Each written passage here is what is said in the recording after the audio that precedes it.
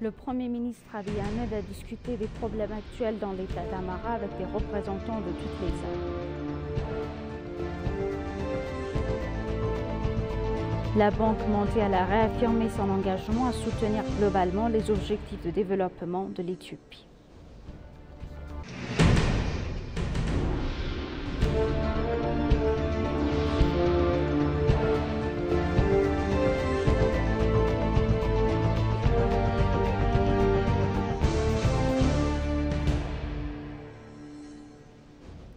Bienvenue, chers téléspectateurs, c'est Aline Tebaro avec le journal du 20 février.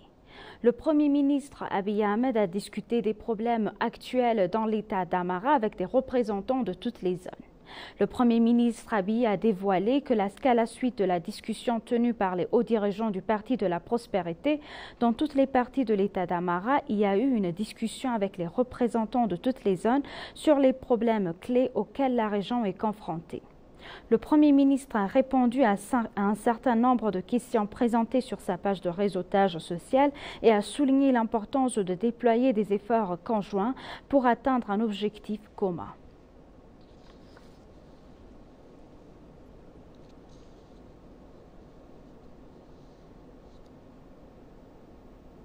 Le Premier ministre Abiy Ahmed a remercié le directeur général de l'ONUDI, Gerd Müller, pour son soutien continu au développement de l'Éthiopie.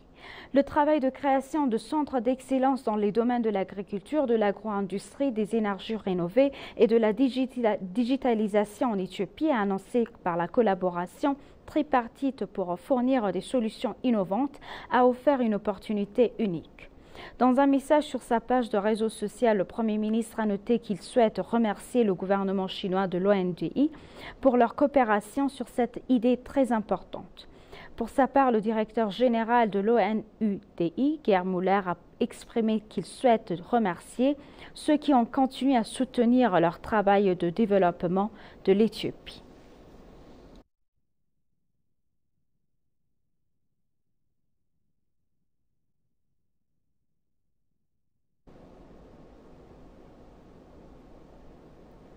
Un accord de coopération tripartite pour la création de centres d'excellence en Éthiopie a été signé entre l'Éthiopie, la Chine et l'ONUDI en présence du Premier ministre Abiy Ahmed. Le bureau du Premier ministre a annoncé la signature d'une déclaration de coopération tripartite sur la création de centres d'excellence en Éthiopie entre le gouvernement éthiopien, le gouvernement chinois et l'ONUDI où le Premier ministre Abiy Ahmed a assisté. Le travail de création de centres d'excellence dans les domaines de l'agriculture, de l'agro-industrie, des énergies renouvelables et de la numérisation en Éthiopie, annoncé par la coopération tripartite pour fournir des solutions innovantes, a offert une opportunité unique d'améliorer la vie des agriculteurs, des éleveurs et des résidents ruraux.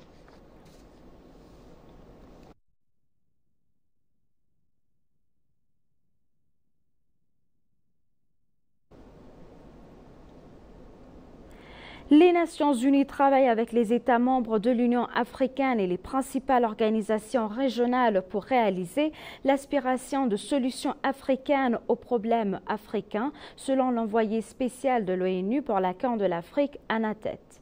Selon l'accord de l'ONU et l'Union africaine mènent des consultations, des évaluations, une planification et une mise en œuvre conjointe. Comme le secrétaire général le croit fermement, il est important que les Nations Unies travaillent avec tous ses États membres ainsi qu'avec les principales organisations régionales et en particulier sur ce continent, a expliqué l'envoyé spécial, soulignant l'importance d'un partenariat solide. L'envoyé spécial a félicité le sommet de l'Union africaine car il a créé une opportunité pour l'ONU de se réunir non seulement avec la Commission de l'Union africaine, qui est notre partenaire au quotidien, mais également avec d'autres partenaires essentiels à nos opérations.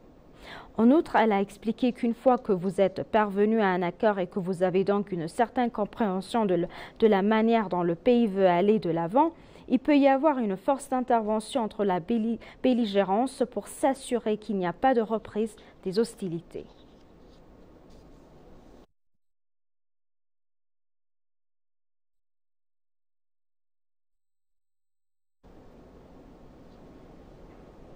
Une cérémonie d'adieu a été donnée au président de la Mauritanie, Mohamed Ould, président actuel de l'Union africaine.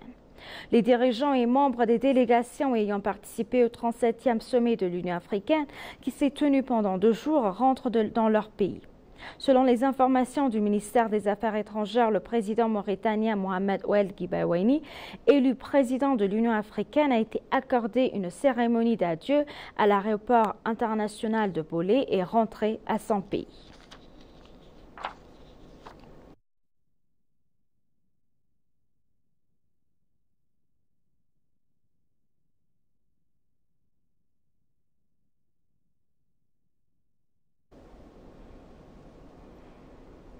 La 36e réunion de la commission mixte des ministres éthio-kéniens se tient à Addis Abeba.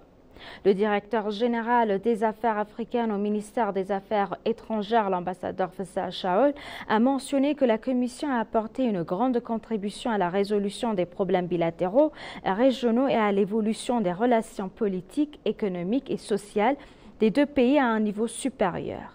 L'ambassadeur a ajouté que la Commission devrait faire un excellent travail en identifiant les problèmes de la zone frontière des 2 pays et en trouvant une solution commune.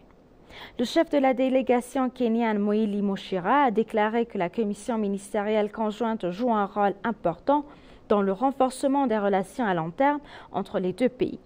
Selon les informations du ministère des Affaires étrangères, la réunion de la Commission donnera des avis sur les questions politiques, économiques et sociales.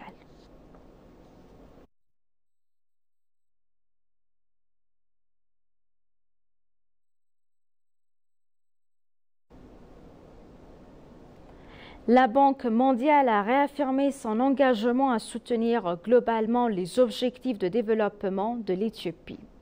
Le ministre des Finances Ahmed Shide, le gouverneur de la Banque nationale d'Éthiopie Mamo Meradou et son équipe ont eu une discussion productive avec la vice-présidente de la Banque mondiale pour l'Afrique de l'Est et du Sud, Victoria Kwakwa. Les 2 parties ont discuté des moyens par lesquels la Banque peut soutenir les plans réformes ambitieux du programme de réforme économique national de l'Éthiopie selon le ministère des Finances. À l'occasion, le ministre des Finances Ahmed a informé le vice-président des progrès récents en matière de réforme macroéconomique et des efforts en cours en matière de redressement, de reconstruction et du DDR. Kwakwa a pour sa part réaffirmé l'engagement de la Banque mondiale à soutenir globalement les objectifs de développement de l'Éthiopie.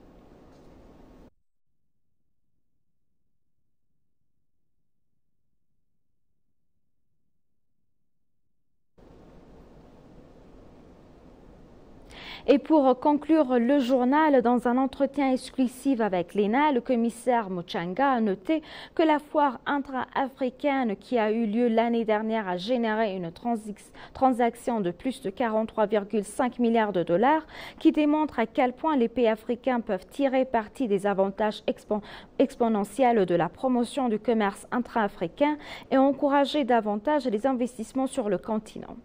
Muchanga a souligné qu'un investissement massif est nécessaire pour développer les infrastructures existantes. Le commissaire a indiqué que l'Afrique a besoin d'environ 170 milliards de dollars pour développer les infrastructures nécessaires à travers le continent.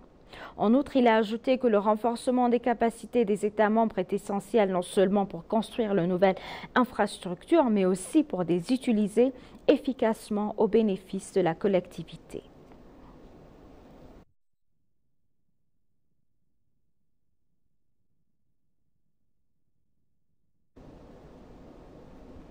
Chers téléspectateurs, nous vous rappelons les titres principaux. Le Premier ministre Abiy Ahmed a discuté des problèmes actuels de l'État d'Amara avec les représentants de toutes les zones.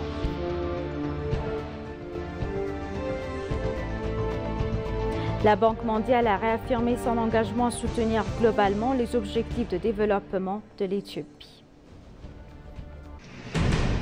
Merci chers téléspectateurs, c'est la fin du journal. C'était Aline Taibaro avec le journal. Restez avec nous avec le reste des programmes. Bonne journée.